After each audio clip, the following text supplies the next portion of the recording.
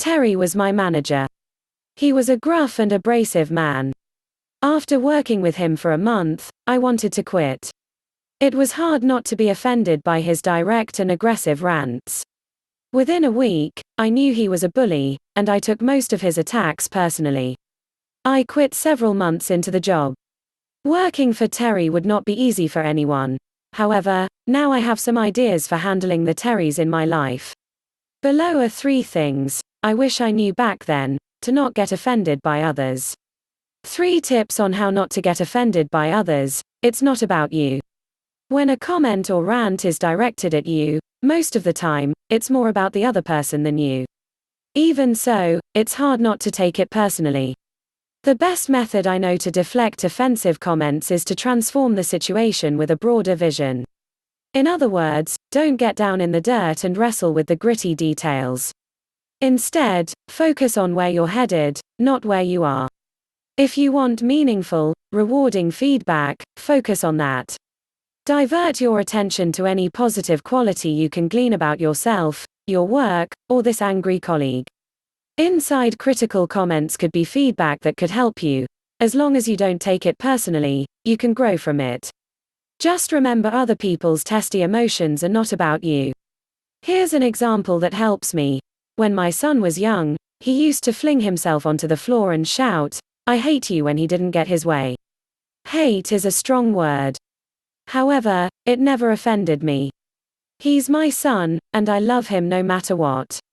I know how wonderful he is, and his emotions are just getting the best of him. I don't take his comments personally because it's not about me, it's about him. I adore him and know this emotional outburst will pass. 2. Ditch the label. Bully is a strong word. As long as I label any part of my manager's behavior as aggressive or inappropriate, it will impact how I interact with him. He may do a lot of great things, but they will be largely unnoticed. The truth is, there are no good people or bad people. We are all more of a mixed bag and oscillate from one quality to the next. If you label someone as bad, they become that way. Your mind will start to look for evidence and prove your case. However, the one who suffers the most is you. Every time you think critically about someone else, you pour adrenaline into your bloodstream and enslave yourself in your stress cycle. The reality is, most people mean well. Nobody wakes up in the morning intending to hurt your feelings. Also, horrible people can do beautiful things. There are happy people and miserable ones, but not good people or bad people. Bad is just a label designed to make you unhappy. 3. Kindness and appreciation will transform others to you. You can't control other people, but you can control how you interpret their behaviors and relate to them.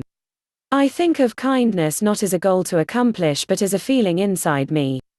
To nurture kindness, think kind thoughts and feel kind feelings towards others. People don't have to earn your kind thoughts, it's not attached to any outcome. It's simply a positive, warm feeling that will transform how you feel about others. If you don't have kindness or compassion entrenched in some of your thought patterns, likely you have a routine of judging others. Judgment will always end up in increasingly harsh assessments and labels. Instead, consider this: to work with friendly people, be a nice person. It doesn't mean you have to run around doing favors and kind deeds for others. Kindness is a feeling, not a goal. Think and feel kind thoughts about others. If they are aggressive or offensive, you won't even notice. In fact, over time, these behaviors would fall away because they will be responding to your kind demeanor. Kindness can permeate your interactions with others and help you release resentment. Life can be a chore when your goal is to control outcomes and people. You can't. As long as this is your focus, you will always feel irritated. Your relationships will always feel stalled or frustrated. It's beautiful to know that you have control over how you think. Continually reimagine your relationships as rewarding, kind and fun, and this is what they will be. As a keynote speaker, my job is to uplift people. I know I can't do that by talking about problems and conflict. In a 1-hour motivational speech, my only goal is to help people move forward. We don't have time to complain about the past. I always want to paint a picture for the audience that helps them feel good and move forward. No amount of talking about problems will do that. Remember, people are not a problem. Even if they stir up conflict, don't label people as a problem. People are dynamic and full of possibilities.